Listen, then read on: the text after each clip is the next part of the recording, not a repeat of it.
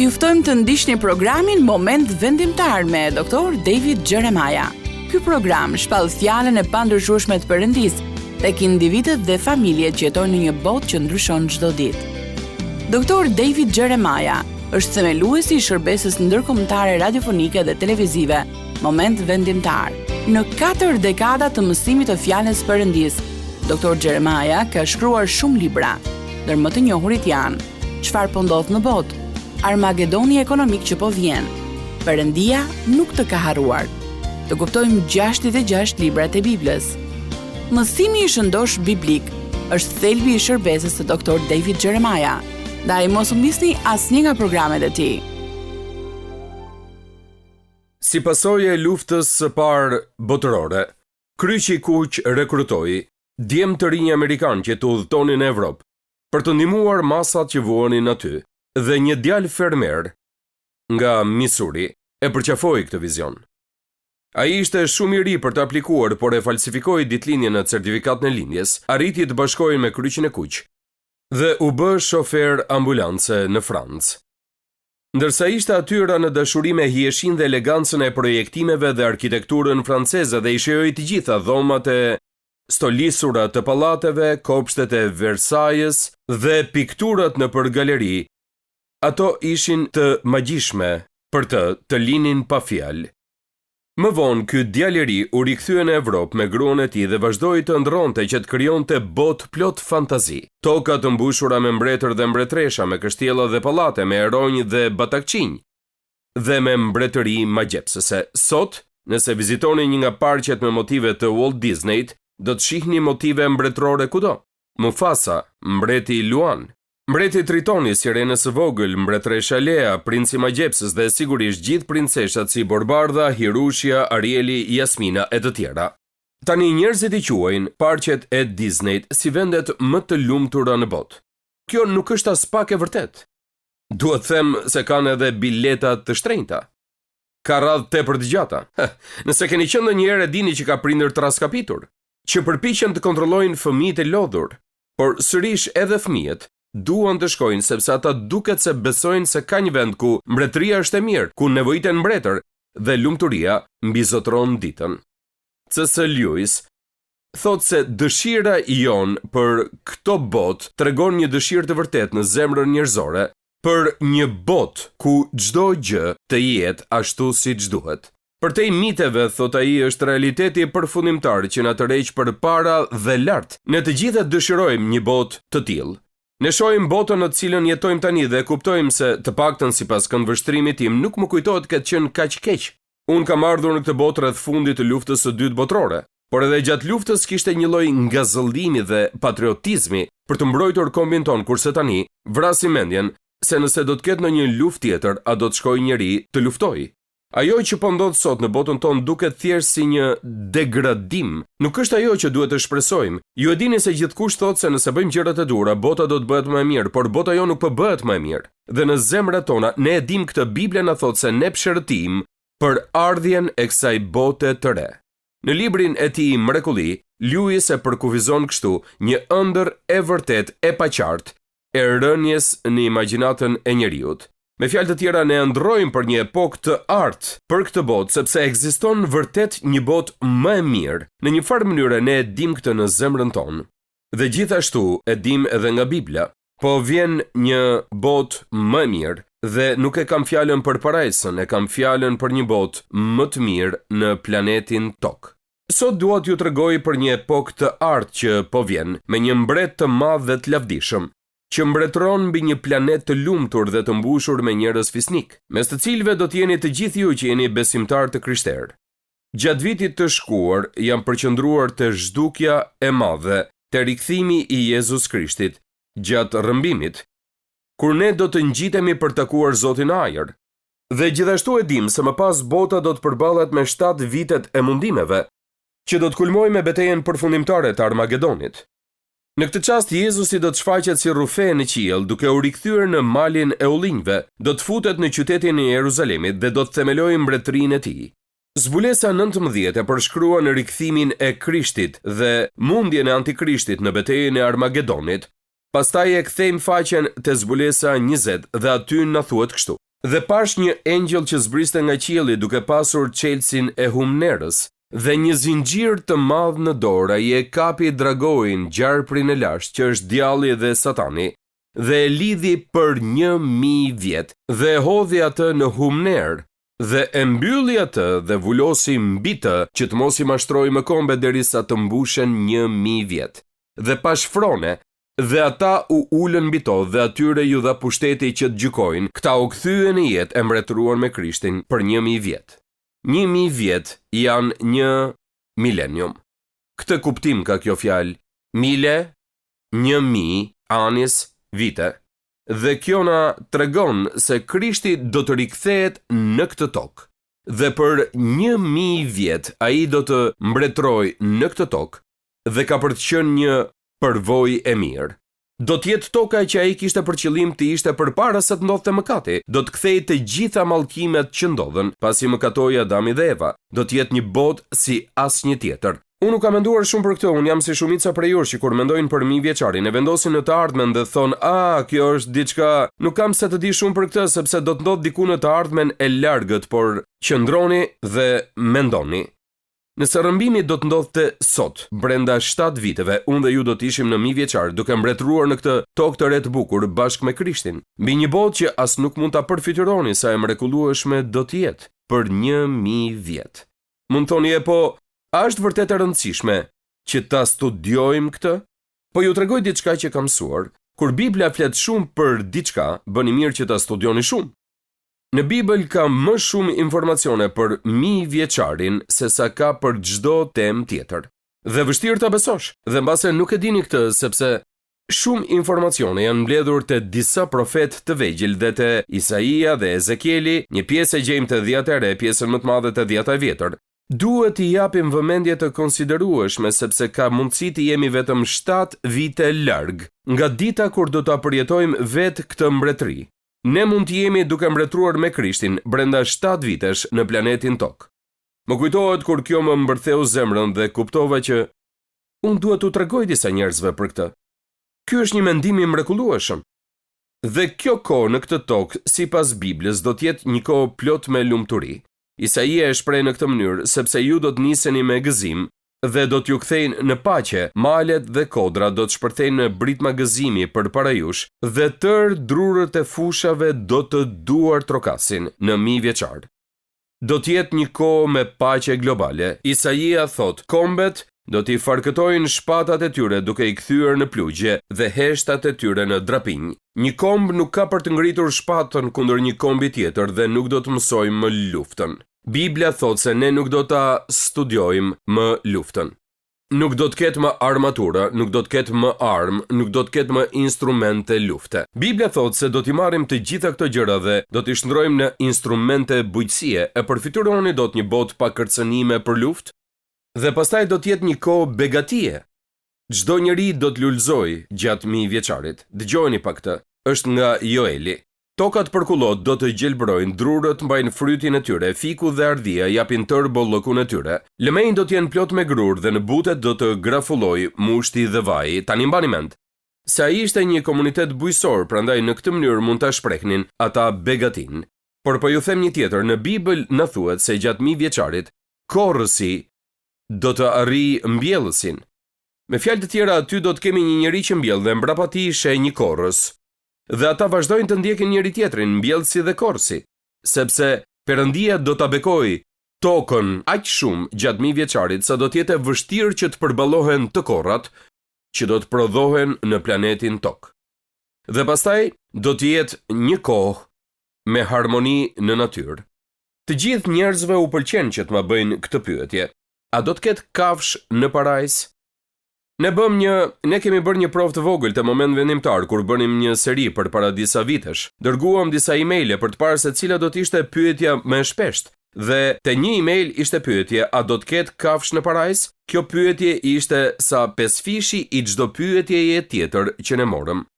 Dhe dini, është interesante sepse statistikat e sotme thonë se veterinerët sot janë me pakicë. Të gjithë kanë nga një qen, unë kam 2 të tillë. Të gjithë kanë kafsh dhe nuk mund të imagjinojmë. E po më lejoni që t'ju ndihmoj me këtë. Pikë së pari, Nëse 1000 vjeçari është një parahyrje e parajsës, ja çfarë na thuhet tek Isaia 11, ujku do të banoj bashk me qengjin dhe leopardi do të rri me kecin. Nuk do të bëhet asnjë keqje, asnjë shkatrim mbi tërë mbalin tim të shenjtë. Kjo është e vështirë për të besuar, të gjitha kafshët do të jetojnë në paqe. Kjo do të jetë një kohë e tillë paqe, sa edhe kafshët do të shkojnë me njëra tjetrën. Dhe do të jetë një kohë me rizgjim shpirtëror, sepse vendi do të mbushet me njohurinë e Zotit, ashtu si ujërat mbulojnë detin. Tani do t'ju tregoj diçka që edhe mund t'ju befasoj. Shumë prej nesh në fakt janë lutur në veçanti që kjo kohë të vijë, që kur kemi qenë fëmijë, dhe madje as nuk e kemi kuptuar këtë gjë. A e kuptoni se mbretëria e 1000 vjeçarit të Jezusit do të jetë përmbushje e lutjes themelore që Jezusi na mësoi që të lutemi? Thuani me zot lart me mua këtë. Ati ynë, që je në qiej, u shenjtëroft emri yt, ardh mbretëria jote, u bëft vullneti yt, në tokë si në qiell. Bukën ton të përditshme na i jep sot, dhe na i fal fajet tona, ashtu siç ua falim ne fajtorëve tanë. Dhe mos lejo të bijem në tundim, por na çliro nga i ligu, sepse jotja është mbretëria dhe fuqia dhe lavdia për jetë. Amen. Tani le të shkojmë në fillim të kësaj lutjeje, ku ne themi: ardh mbretëria jote, u bëft vullneti yt në tokë si në qiell. Çdo ditë me miliona të krishterë e thon lutjen e Zotit në qindra gjuhë të ndryshme, në mijëra vende dhe situata nga më të ndryshmet. Kështu ka qenë këto 2000 vitet e fundit. Asnjë lutje tjetër nuk është bërë më shpesh, është ofruar me kaq zemër e që nevojitet me kaq urgjencë. Edhe tani, ndërsa po e dëgjojmë këtë mesazh, diku po i thot këto fjalë të lutjes së Zotit. Dhe dua t'ju sugjeroj se kur ne lutemi, ardh mbretëria jote, ne po lutemi për dy gjëra. Ne po lutemi që mbretëria e Perëndisë të vijë në zemrat tona dhe po lutemi që ajo të vijë në tokë gjatë kësaj periudhe kohe që ne e quajmë 1000 vjeçari, epoka e artë që kemi përpara. Ardhja e mbretërisë së Zotit është me dy faza. E para është realiteti i tanishëm i mbretërisë së hirit. Kisha e Zotit Jezus Krisht, ne jemi pjesë e mbretërisë së Perëndisë. Tani, mbretëria e Perëndisë është në zemrat tona. Ne nuk jemi në ndonjë mbret fizik. Ne jemi në mbretin e qiellit dhe mbretëria është në zemrat tona. Unë dua që t'ju prezantoj me një frazë që studiuesit e Biblës e përdorin për të përshkruar mbretërinë e Perëndisë është e tillë: tashmë, por ende jo. Tashmë mbretëria është në zemrat tona, por ende nuk ka ardhur në tokë. Një nga këto ditë, kur Jezusi do të rikthehet dhe mundimi do të marrë fund, Krishti do të themelojë mbretërinë e tij në këtë tokë dhe kjo do të jetë përgjigjja përfundimtare e lutjes së Zotit: ardh mbretëria jote në tokë si në qiell. Fjala e Perëndisë na thot se mbretëria e Perëndisë është një realitet i tanishëm shpirtëror. Në të njëjtën kohë është një trashëgimi që Perëndia do të sigurojë për të gjithë ne që jemi të krishterë. Gjithë të krishterët do të shkojnë në 1000 vjeçar. Në 1000 vjeçar do të ketë mëkat dhe njerëzit e vrasin mendjen për këtë. Por sa prej jush e din se edhe pse jeni të krishterë vetë, jo domosdoshmërisht fëmijët tuaj do të jenë të krishterë.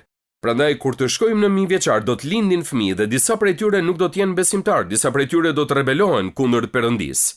Prandaj aty do të ketë mëkat, por do të trajtohet dhe zgjidhet shpejt nga mbreti Jezus. Kur ne lutemi: ardh mbretëria jote, u bëft vullneti yt në tokë si në qiell, kjo është një thirrje që Perëndia të mbretërojë. Kjo është thirrja e zemrës son. Kjo është uria për cilën po flisja: Zot, kjo botë është kaq e katranosur. A mund të vish dhe të marrësh ti kontrollin? A mund të vish dhe ta bësh këtë botë ashtu siç e kishe për qëllim kur e krijove, përpara se të vinte mëkati? Jezusi e nisi shërbesën e tij të predikimeve me lajmin për afrimin e papritur të mbretërisë së Perëndisë. Ai thotë: pendohuni, sepse mbretëria e qiejve është afër. Ai tha: i lini fëmijët e vegjël të vinë tek unë dhe mos i pengoni, sepse e tyre është mbretëria e Perëndisë. Ai tha: mbretëria e Perëndisë është për brenda jush, pikërisht aty është ajo tani. Ai qëndroi para Pilatit dhe i tha atij: mbretëria ime nuk është e kësaj bote. Po të ishte mbretëria ime e kësaj bote, shërbëtorët e mi do të luftonin. Kur fryma e shenjtë zbriti mbi 120 dishepujt në dhomën e sipërme në Jeruzalem, menjëherë pas ngjitjes së Krishtit në qiell, papritur lindi kisha e Krishtit. Dhe fjala mbretëri do të thotë bota e mbretit. Pra nëse e pranoni Jezus Krishtin sot, ju jeni pjesë e mbretërisë. Më kujtohet për një periudhë në jetën time kur po përpiqesha që të kuptoja se pse ndonjëherë gjërat nuk ishin shkuar ashtu siç doja unë që të shkonin dhe më mbeti në mendje ideja se duhet lutesha kështu: ardh të mbretëria jote, u bëft vullneti yt në tokë si në qiell. Dhe sa prej jush e din se është shumë e vështirë të përpiqesh ta çosh jetën në atë pozitë ku të mund të pasqyrohet kjo, ku jeta jote në tokë mund të jetë si në qiell. Le ta pranojmë. Është një boshllëk shumë i madh. Prandaj ne e pranojmë pjesërisht që jeta jon është pjesërisht e tillë, por kur nuk është e përsosur. Ne nuk mund ta përjetojmë shprehjen ardh mbretëria jote në tokë si në qiell derisa të shkojmë te mbretëria, por ne e kemi mbretin në zemrën tonë dhe ai do të na ndihmojë. Dhe kjo mbretëri e madhe e Perëndisë që është e shpërndarë në mbar botën, e krijuar nga besimtar nga çdo komb dhe gjuhë, vazhdon të rritet dhe një ditë të gjithë ne së bashku do të futemi në mbretëri. Dhe mbreti Jezus do të jetë drejt për drejt dhe fizikisht mbreti ynë dhe e dini ç'thot Bibla?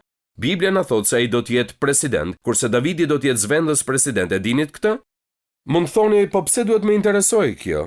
E po sepse Biblia thot se ajo që na ndodh neve në mbretëri, si do të administrojmë dhe ndihmojmë Jezusin në mbretëri, bazohet te ky varg. Kush është besnik në të vogla, është besnik dhe në të mëdhat. Jeni besnik në gjërat e vogla dhe do të jeni besnik dhe në të mëdhat. Pra Biblia thot se mënyra se si e bëjmë punën këtu në këtë botë, kur mbreti i mbretërve është në zemrën tonë, do të përcaktoj se çfarë përgjegjësie do të kemi kur të jemi në mbretëri. Me fjalë të tjera, kur të shkoni në mbretëri do të habiteni me disa njerëz që do të jenë në poste të larta atëherë.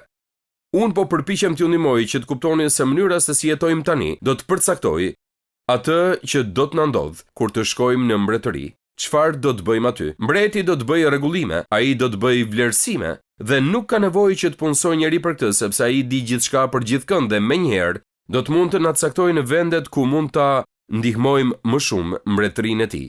Kur ne lutemi për mbretërinë e Perëndisë në tokë, ne po lutemi për përhapjen e Ungjillit në këtë botë dhe ne po lutemi për kohën kur të gjitha gjërat do të bëhen siç duhet dhe do të jemi në një botë të qeverisur nga mbreti Jezus, që do të jetë si asgjë që mund ta përfytyrojmë, mbretëria e lavdisë. Në dhomën e sipërme, Jezusi u tha dishepujve të tij: "Dhe unë ju caktoj mbretërinë, ashtu si ma ka caktuar mua Ati im, që ju të hani e të pini në tryezën time, në mbretërinë time, dhe të uleni mbi frone për të gjykuar të 12 fiset e Izraelit." Me mbretërinë e tij së pari nënkuptojmë mbretërinë e hirit që është në zemrat tona, por gjithashtu nënkuptojmë mbretërinë e lavdisë që do të vijë pas mundimit, kur mbreti Jezus të jetë në këtë tokë. Dhe do të jetë edhe një kohë shpirtërore gjithashtu. Në vargun që lexua më parë, nëse nuk e kuptuat, më lejoni t'ju kujtoj, Satani nuk do të jetë këtu. A më dëshmon njëri për këtë? Për 1000 vjet, Satani do të jetë i lidhur në fund të humnerës, pa mundur që të shpëtojë dhe nuk do të ketë asnjë lloj ndikimi për çdo gjë që ndodh në 1000 vjeçar, por ne sërish do ta katranosim. Por nuk do të mund të themi djalli më detyroi ta bëja, sepse ai nuk do të ketë asnjë mundësi që ta bëjë këtë, ai do të jetë i lidhur për 1000 vjet. Mund thoni, pse do ta bënte Perëndia këtë? Po së pari ai do të na provojë që ne nuk mund të fajsojmë Satanin për çdo gjë. Ne kemi natyra mëkatare, apo jo? Dhe këto natyra mëkatare gjithashtu do të na shtyjnë që të bëjmë gjëra që nuk duhet i bëjmë. Por mbretëritë e kësaj bote, atë ditë do të bëhen mbretëritë e Zotit dhe të Krishtit, dhe ai do të mbretërojë në jetë të jetëve. Një ditë zonja dhe zotrinj, Zoti Jezus do të jetë mbreti i gjithë tokës. Ai do të mbretërojë për 1000 vjet, dhe kushdo që është besimtar i krishterë do të hyjë në këtë mbretëri dhe do të jetë me të për të mbretëruar dhe sunduar mbi planetin tokë. Dhe që në fillim nuk do të ketë me jo besimtar në tokë, unë mund ta përfityroj këtë. Programet në televizor do të jenë ndryshe, emisionet e lajmeve do të jenë ndryshe, çdo gjë do të jetë ndryshe. Psalmi 145 e thot në këtë mënyrë: ata do të flasin për lavdinë e mbretërisë sate dhe do të tregojnë për fuqinë tënde, për të bërë të njohura bijve të njerëzve mrekullitë tua dhe shkëlqimin e madhërisëm të mbretërisë sate. Abdia na shkruan në këtë mënyrë: sepse dita e Zotit është e afërt për tërë kombet, por mbi malin e Sionit do të jenë ata që mbijetuan dhe do të jetë një vend i shenjtë dhe shtëpia e Jakobit do të shtjerë në dorë pronat e veta dhe mbretëria do të jetë e Zotit. Ne duhet të mendojmë në këtë mënyrë sa herë që shohim hartën. Tani kombi i gjerë i Rusisë shtrihet që nga Evropa qendrore deri te Azia më e largët, poshtë ka Mongolinë dhe Kinën. Afër është India dhe në jug të globit ndodhet Afrika, Australia dhe Amerika e Jugut. Shtetet e Bashkuara dhe kufijtë e saj që i njohim shtrihen mes Atlantikut dhe Paqësorit, me Kanadan sipër dhe Meksikën poshtë. Mes kombeve më të vegjël është Izraeli i vogël, vetëm 114 kilometra në pikën e tij më të gjerë dhe gati 423 kilometra nga veriu në jug. Unë duhet marrë vetëm një çast dhe t'ju them se Biblia na thot se ata që e bekojnë Izraelin do të bekohen, kurse ata që e mallkojnë Izraelin do të mallkohen. Ne duhet ta mbështesim Izraelin dhe kjo nuk ka lidhje nëse ata e meritojnë apo jo tokën. E dini si e morën ata tokën? U dha Perëndia. Dhe që në fillim ka qenë toka e Perëndis, ai u dha atyre dhe ai nuk ka mbaruar. Dhe Biblia na thot se shumë shpejt kufijtë e Izraelit do të shtrihen nga Mesdheu deri te lumi e Eufrat. Dhe Sioni do të jetë kryeqyteti i botës. Jezusi do të mbretërojë nga froni i tij. Gjatë mbretërisë Jezusi do të jetë në fronin e tij në Jeruzalem, gjatë mbretërimit 1000 vjeçar për cilin po flasim. Dhe të gjitha kombet do të bien nën autoritetin e tij, dhe paqja do të mbretërojë, njerëzit e shenjtë do të mbushin qeverinë, skeptri i drejtësisë do të jetë skeptri i mbretërisë së tij. Mbretëria e 1000 vjeçarit nuk do të ketë nevojë për misione shpëtimi, as programe mirëqenie, as ndihme sociale, as agjenci ndihmash. Bota do të lulëzojë në dorën e mbretit të qiellit. Biblia është e mbushur me profeci për epokën e ardhshme të paqes dhe begatisë. Do të jetë një kohë kur lufta do të jetë plotësisht e panjohur. Nuk do të ketë më fabrika armësh, asnjë ushtar dhe marinar nuk do të jetë me uniform, asnjë kamp ushtarak nuk do të ekzistojë dhe asnjë cent nuk do të shpenzohet për armatime lufte. Asnjë qindark nuk do të përdoret për mbrojtje dhe aq më pak për luftë sulmuese. E përfytyroni dot një epokë të tillë kur të gjitha kombet do të jenë në paqe të plotë, të gjitha burimet do të përdoren për kënaqësi, të gjitha industritë do të prodhojnë artikuj për gjërat paqësore. I nderuari J. Vernon McGee ka thënë kështu me fjalët e tij, ai thotë: "Mi vjeçari është përgjigje e Perëndisë për lutjen, ardh mbretëria jote." Kur ne bëjmë lutjen e Zotit, ne themi: "Ardh mbretëria jote." Në tokë si në qiell, kjo është mbretëria që do të themelohet këtu në këtë tokë, dhe kjo quhet 1000 vjeçari. Sa herë që bëjmë lutjen e Zotit, ne po lutemi që ajo mbretëri të vijë. Në vitet 1970, miqtë e mi Billy dhe Gloria Gather ishin të ngarkuar me jetën familjare. Dhe një mbrëmje kishin mysafir 2 miq që u treguan për një predikim që kishin dëgjuar nga një predikues me emrin Jim Crabtree. Crabtree ishte aq i emocionuar për rikthimin e Krishtit, sa e përfundoi predikimin duke ecur në përbashkësi duke bërtitur: "Mbreti po vjen, mbreti po vjen, mbreti po vjen." Pasi u larguan mysafirët, Billy dhe Gloria vazhduan të flisnin për atë çast të lavdishëm kur mbreti do të vijë në mes të një ceremonie kurorëzimi. Dhe Billy u ul në piano dhe kompozoi një melodi, ndërsa Gloria la punët e shtëpisë dhe shkroi vargjet e këngës: "Mbreti po vjen. Po mbreti po vjen. Po ashtu edhe mbretëria." Dhe Biblia na tregon disa lutje që ne mund t'i bëjmë ndërsa e presim me padurim atë ditë. Një prej tyre është lutja që kemi bërë gjatë kësaj shërbese: "Ardh mbretëria jote, u bëft vullneti yt, në tokë si në qiell." Një lutje e dytë është një shprehje me një fjalë që e kam mësuar që herët, sepse jam rritur me përkthimin King James të Biblës, ashtu si shumë prej jush. Dhe në këtë përkthim të Biblës, apostulli Paul e mbyll me këtë fjalë letrën e tij të parë drejtuar Korintasve: Maranatha. E dini, ne kemi një kish Maranatha në komunitetin ton. Maranatha ka mbijetuar si fjalë, të gjithë e kanë dëgjuar, por a e dim se ç'kuptim ka? Fjala Maranatha ka kuptimin: "O eja Zot." Pra lutja e parë që mund të bëni është kjo: "Ardh mbretëria jote, u bëft vullneti yt në tokë si në qiell, Zot." Lutja e dytë, Maranatha, eja Zot Jezus. Dhe pastaj lutja tjetër janë fjalët e fundit të dhjatës së re ku lexojmë: "Po eja Zoti Jezus." E dini miq, Ne nuk kemi ndonjë vlerësim të madh për gjërat që do të ndodhin në të ardhmen, por më lejoni t'ju them diçka, gjithsesi ato do të ndodhin. Dhe sa më shumë që të mësojmë për to, aq më shumë do të mësojmë se plani i madh i Perëndis na ndihmon që të kuptojmë pak më shumë dhe mbas të jemi pak më të duruar. Kjo kurrë nuk ka qenë bota që Perëndia donte për ne. Kjo është një botë e molepsur me mëkatin e njerëzimit, por po vjen një botë ku nuk do të ketë më krime, nuk do të ketë më varfëri, nuk do të ketë më sëmundje, ku vdekja do të ndodhë vetëm shumë rrallë. Dhe Biblia na thotë se gjatë asaj kohe, një njeri që është 100 vjeç do të konsiderohet si fëmijë.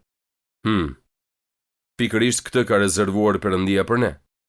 Zot, më ndihmoj që ta bëj këtë lutje. Zot, dua që në jetën time sot të ndodhin sa më shumë gjëra që të jetë e mundur të vullnetit art mbretëria jote në tokë si në qiell. Më ndihmoj që të jetoj kështu. Disa prej nesh do të duhet të bëjnë rregullime të mëdha kur të shkojnë në mbretëri, disa të tjerë nuk do të kenë nevojë për shumë. Unë dua të jem mes atyre që do t'ju duhen pak rregullime kur të shkojnë në mbretëri, sepse kanë jetuar sipas urdhrave të mbretit gjithë jetën e tyre. Shpresoj që kjo të jetë vërtet dhe për ju. Faleminderit që ishit me mua sot në moment vendimtar. Sa më shumë që e studiojmë fjalën e Perëndis, aq më shumë e kuptojmë që Perëndia ynë i dashur dëshiron të ketë një marrëdhënie personale me gjithë secilin prej nesh.